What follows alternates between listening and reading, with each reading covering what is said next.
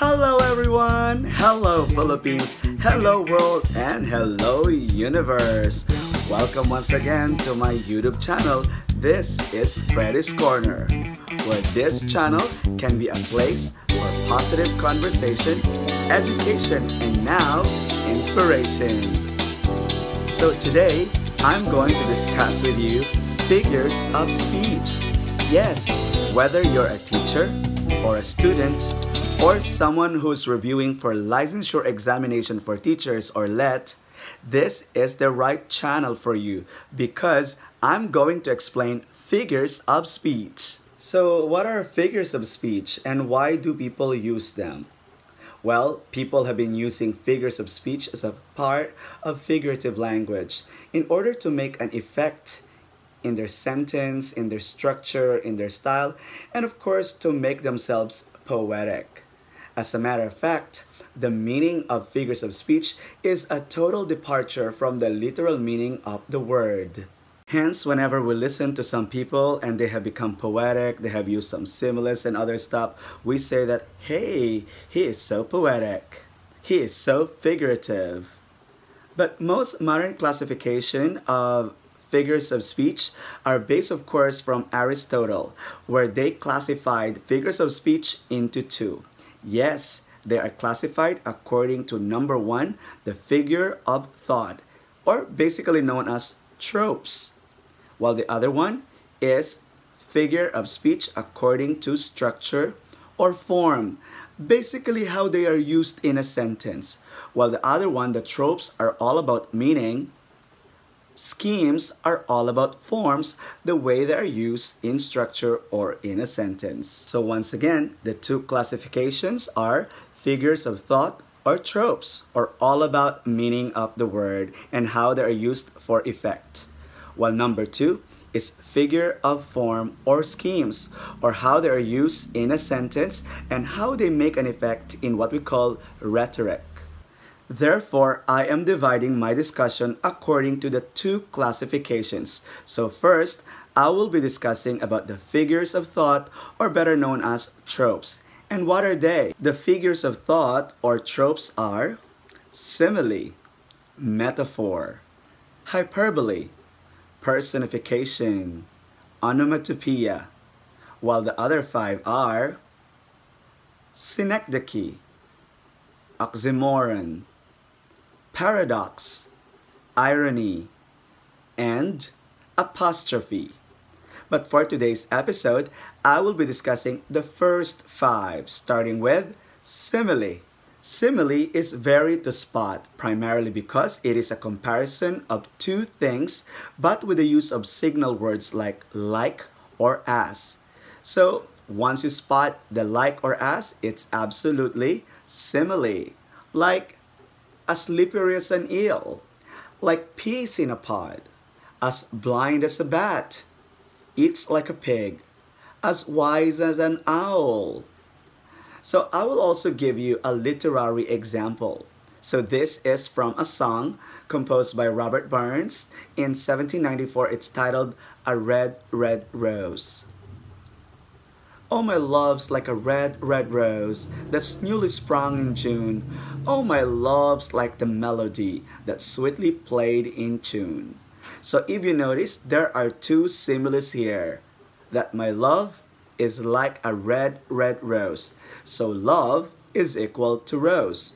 And love is equal to melody. So comparing his love to that of a rose and his love to that of a melody of a song.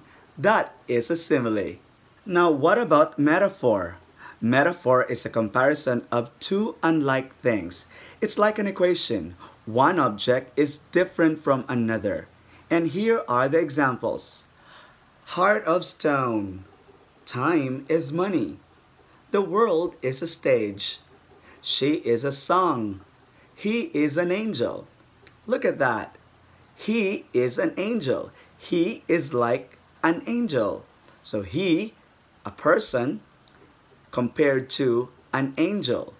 So that is a direct comparison without the use of like or as. And here's another beautiful example from William Shakespeare, taken from his play As You Like It. That is taken from Act 2, Scene 7, where Jax was talking to Duke Sr. All the world's a stage, and all the men and women merely players. They have their exits and their entrances. And one man in his time plays many parts, his acts being 7 ages. So look at that beautiful metaphor of Shakespeare that he compared the world as a stage. Look at that big world of ours here on earth, and yet it looks like a stage. And look at the men and women, they're actors. He compared them as players. And two combinations of metaphors wonderfully said by Jax to Duke Sr., emphasizing that this world is really a world of stage, and that we are just acting, and that we are actors, and that we wear masks, and all of us would have to undergo different stages of life. And they are metaphors. Then the third one is hyperbole. Hyperbole is used for expression of exaggeration, and usually this is used for emphasis. And the examples are, I've told you 100 times, it cost $1 billion. I could do this forever. She's older than the dirt. Everybody knows that. And here is a beautiful example from a book titled To Kill a Mockingbird by Harper Lee. And here it goes, the hyperbole in the work. Harper Lee describing in the setting. A day was 24 hours long but seemed longer. There was no hurry, for there was nowhere to go, nothing to buy and no money to buy it, with nothing to see outside the boundaries of Macomb County. So look at that kind of hyperbole, that 24 hours is like a long, long day. And look at the place, nothing to see, nothing to buy. Look at that hyperbolic exaggeration of Harper Lee in To Kill a Mockingbird. And here we go with personification. Personification is a figurative language that gives human qualities to inanimate objects, and as if they were acting and feeling like human beings. And here are the examples. The flowers nodded. Snowflakes danced. The thunder grumbled. Fog crept in. And here is a beautiful example from a poem, Because I Could Not Stop for That, by Emily Dickinson. And here it goes, the personification in the poem. Because I could not stop for death, he kindly stopped for me. The carriage held but just ourselves and immortality. So look at that beautiful personification that Emily Dickinson used here. She made use of death as someone who could stop, and because I could not stop for death, death kindly stopped for me, as if death were a human being stopping for someone else. And that is an example of personification. And of course, the last one for this part 1 is onomatopoeia. Onomatopoeia is a figurative language that describes the origin of the word or the sound that it imitates, like the sound of the water, the sound of animals, the colliding cars, or any sounds. And here are the examples. Whoosh, the sound of the wind. Splat, something fell down. Buzz, you could hear the sound of the bees. Click, oink, and there are so many more. And here is an example of onomatopoeia in literature titled The Little Engine That Could by Watty Piper. And here it goes. Chug, chug, chug, chug, puff, puff, puff, puff, ding dong, ding dong. The little train rumbled over the tracks.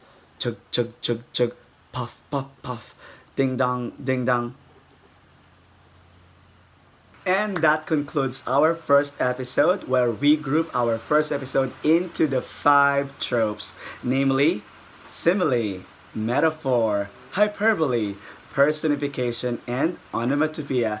I hope you enjoyed watching and you learned so much from it. So please don't forget to subscribe to my channel. Click that subscribe and that notification bell so that for our episode number 2, you could be immediately notified.